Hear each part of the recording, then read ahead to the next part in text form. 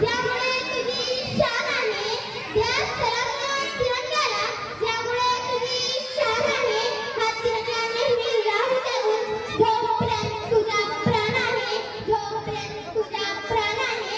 मित्रांनो, आज 26 जानेवारी भारताच्या प्रजासत्ताक दिन, आपल्या देशाला 15 ऑगस्ट 1947 रोजी स्वातंत्र्य मिळाले.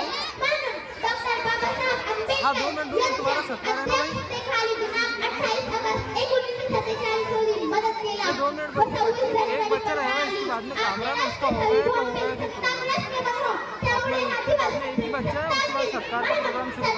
देशात मिळाला. उत्साहात आनंदाने साजरा केला जातो.